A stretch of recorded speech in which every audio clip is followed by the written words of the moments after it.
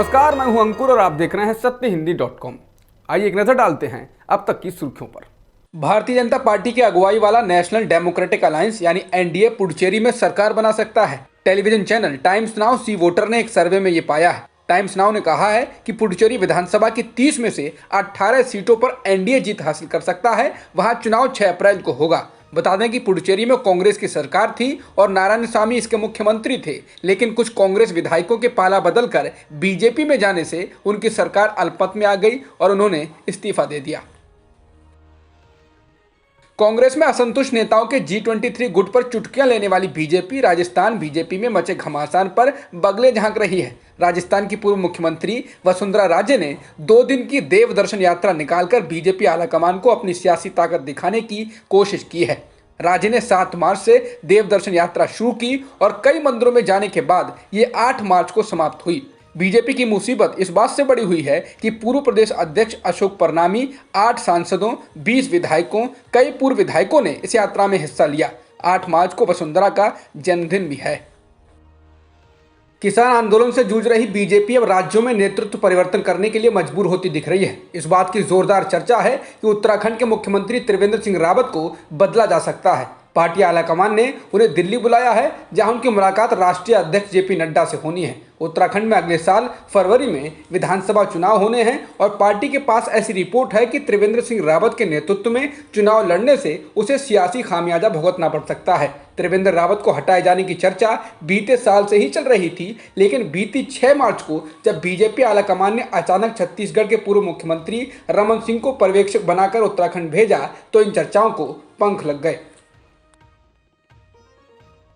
उत्तर प्रदेश के मुख्यमंत्री योगी आदित्यनाथ ने कहा है कि धर्मनिरपेक्षता वैश्विक स्तर पर भारतीय परंपरा के लिए बड़ा खतरा है। योगी आदित्यनाथ का यह बयान शनिवार को आया है। वह global encyclopedia of the Ramayana की कर्टेन रेजर पुस्तक के विमोचन के अवसर पर बोल रहे थे। योगी ने कहा, जो धर्मनिरपेक्षता जो शब्द है, ये सबसे बड़ा खतरा है। भारत की इन समृद्ध परंपराओं को आगे बढ़ाने और वैश्विक मंच पर उसे एक स्थान मिल सके, वहां प्रस्तुत करने में सबसे बड़ी बाधा है, मुझे लगता है वह यही है। उन्होंने ये भी कहा कि हमें इससे बाहर आना होगा और विशुद्ध स्वस्थ प्रयास करने होंगे। बता दें, एक और प्रधानमंत्री मोदी धर्मनिरपेक्षता को लेकर कहते हैं कि धर्मनिरपेक्षता केवल हमारे संविधान में ही नहीं है, बल्कि हमारी नसों में है। तो वहीं दूसरी ओर से ऐसे बयान दिए जाते हैं जो पार्टी के दोहरे रवैये को दिखाता है।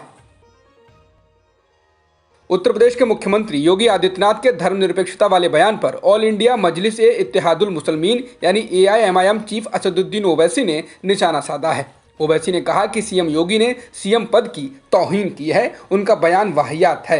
ओवैसी ने कहा कि संविधान में धर्मनिरपेक्षता शब्द को जगह दी गई है। ओवैसी ने कहा कि चीन हमारी जमीन पर है, पेट्रोल डीजल की कीमतें आसमान छू रही हैं, किसान आंदोलन कर रहे हैं, देश में बेरोजगारी है, तो क्या ये सब धर्मनिरपेक्षता की वजह से है? दुष्कर्म मामले में आरोपी से पीड़िता की शादी के कथित प्रस्ताव वाली रिपोर्टों को मुख्य न्यायाधीश एस ए बोबडे ने खारिज कर दिया है। उन्होंने कहा कि पिछले हफ्ते उस मामले में सुनवाई के दौरान पूरी तरह गलत रिपोर्टिंग की गई। उन्होंने कहा कि सुप्रीम कोर्ट महिलाओं को हमेशा सबसे ऊंचा सम्मान देता रहा है। पिछले हफ्ते मुख्य न्यायाधीश की टिप्पणी के बाद अलग अलग लोगों ने प्रतिक्रियाएं दी थी। सोशल मीडिया पर भी जबरदस्त प्रतिक्रिया आई थी। महिला अधिकारों की पैरवी करने वाले करीब 4000 एक्टिविस्टों ने तो खुला खत लिखकर मुख्य न्यायाधीश एस ए बोबडे से इस्तीफा देने की मांग कर दी थी। इस बीच अब मुख्य न्यायाधीश की ताज़ा टिप्पणी आई है। उन्होंने सोमवार को कहा कि हमने उसे यानी दुष्कर्म के आरोपी को शादी करने के लिए नहीं कहा था। हमने पूछा था क्या आप शादी करने जा रहे हैं, हमने शादी करो नहीं कहा। महाराष्ट्र की सियासत के बेहद ज्वलंत मुद्दे मराठा आरक्षण पर सोमवार को सुप्रीम कोर्ट में सुनवाई हुई। अदालत ने तमाम दलीलों को सुनने के बाद सभी राज्यों को नोटिस जारी किया है और उनसे इस बात पर जवाब मांगा है कि क्या 50% से ज़्यादा आरक्षण दिया जा सकता है। मामले में अगली सुनवाई 15 मार्च को होगी। सुप्रीम कोर्ट के फैसले के मुताबिक आरक्षण की सीमा 50% से ज़्यादा नहीं हो सकती है। बता दें, पिछले साल 9 सितंबर को सुप्रीम कोर्ट ने मराठा आरक्षण पर स्थगन का आदेश दिया था। उसके बाद बीजेपी ने इस मुद्दे पर ठाकरे सरकार को घेर लिया। ठाकरे सरकार ने महाराष्ट्र सरकार की नौकरियों में मराठा समाज के लिए 13% आरक्षण का प्रावधान किया था। मुंबई हाई कोर्ट ने इसे वैध भी करार दिया, लेकिन सुप्रीम कोर्ट ने इस पर रोक लगा दी थी। ममता बनर्जी ने आज अंतर्राष्ट्रीय स्त्री दिवस के मौके पर कोलकाता में पदयात्रा की है। इस दौरान उन्होंने पीएम मोदी के गुजरात मॉडल को निशाने पर लिया। उन्होंने कहा कि मोदी शाह के मॉडल स्टेट गुजरात में पिछले 2 साल से हर रोज 4 बलात्कार और 2 हत्याएं हो रही हैं। इसके अलावा ममता बनर्जी ने कोरोना वैक्सीन के सर्टिफिकेट पर पीएम मोदी के फोटो को लेकर कहा कि एक दिन आएगा जब देश का नाम नरेंद्र मोदी के नाम पर रख दिया जाएगा। पश्चिम बंगाल विधानसभा चुनाव में टिकट कटने से नाराज टीएमसी के 5 विधायकों ने बीजेपी ज्वाइन कर ली है। जिन टीएमसी नेताओं ने ममता बनर्जी का साथ छोड़ा है उनमें सोनाली गुहा, दीपेंद्र विश्वास, रविंद्रनाथ भट्टाचार्य, जट्टू लहरी, शीतल सरदार और सराला मुर्मू शामिल हैं। इन सभी को पश्चिम बंगाल बीजेपी प्रदेश अध्यक्ष दिलीप घोष की मौजूदगी में पार्टी में शामिल कराया गया। इन विधायकों में ऐसे नेता हैं जो कई बार चुनकर आ चुके हैं, लेकिन इस बार टीएमसी ने उनको टिकट नहीं दिया था। आयकर विभाग के छापों के बाद तापसी पन्नू ने कहा है कि उन्होंने ऐसा कुछ नहीं किया जिससे उनको डर लगे। उनके पास डरने जैसा कुछ नहीं है और अगर कुछ ऐसा पाया जाता है जिसमें वो दोषी पाई जाती हैं तो वो उसके लिए सजा भुगतने को तैयार हैं। वित्त मंत्री निर्मला सीतारमण के 2013 के छापों वाले बयान पर उन्होंने कहा कि मुझे ये याद करने में मुश्किल हो रही है कि कब मेरे यहाँ 2013 में रेड पड़ी थी। तापसी ने यह भी कहा कि उन्हें नहीं पता ये छापेमारी क्यों हुई। दिल्ली की एक अदालत ने बाटला हाउस मुठभेड़ में आरिज खान को दोषी पाया है। उस पर दिल्ली पुलिस स्पेशल सेल के इंस्पेक्टर मोहन चंद्र शर्मा की हत्या करने का आरोप था। वह आतंकवादी गुट इंडियन मुजाहिदीन का सदस्य है। ये मुठभेड़ दक्षिण दिल्ली में सितंबर 2008 को हुई थी। अदालत 15 मार्च को सजा सुनाएगी। दक्षिण दिल्ली के बाटला हाउस में 19 सितंबर 2008 को दिल्ली पुलिस की विशेष सेल और इंडियन मुजाहिदीन के कथित आतंकवादियों के बीच मुठभेड़ में इंस्पेक्टर शर्मा और 2 कथित आतंकवादी मारे गए थे। मुकेश अंबानी के घर एंटीलिया के पास खड़ी कार में विस्फोटक मिलने के मामले की जांच अब राष्ट्रीय जांच एजेंसी यानी एनआईए करेगी। बता दें, यह मामला तब और रहस्यमय हो गया जब उस कार के मालिक मनसुख हिरेन की कुछ दिन पहले ही लाश मिली थी। पुलिस ने कहा कि उन्होंने खाड़ी में कूदकर आत्महत्या कर ली, तो परिवार का कहना है कि वो आत्महत्या नहीं कर सकते, उनकी हत्या की गई है। खाड़ी से जब लाश निकाली गई थी तो उनके मुंह में रुमाल ठुसे हुए थे, जिसके बाद से हत्या की आशंका जताई जाने लगी।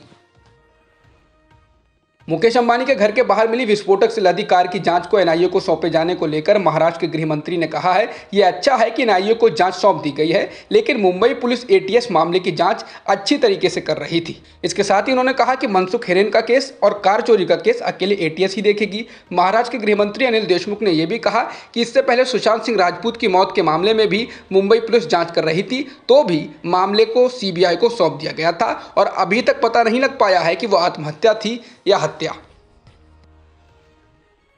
भारत में कोरोना वायरस के मामलों में एक बार फिर तेजी देखने को मिल रही है। भारत में पिछले 24 घंटों में 18,599 नए मामले दर्ज किए गए हैं। इस दौरान 97 लोगों की मौत भी हुई है। बता दें, देश के अभी 6 राज्यों में कोरोना तेजी से फैल रहा है और ये राज्य ही कल आए मामलों में 84% मामलों के लिए जिम्मेदार हैं। ये राज्य हैं महाराष्ट्र, केरल, पंजाब, कर्नाटक, गुजरात और तमिलनाडु।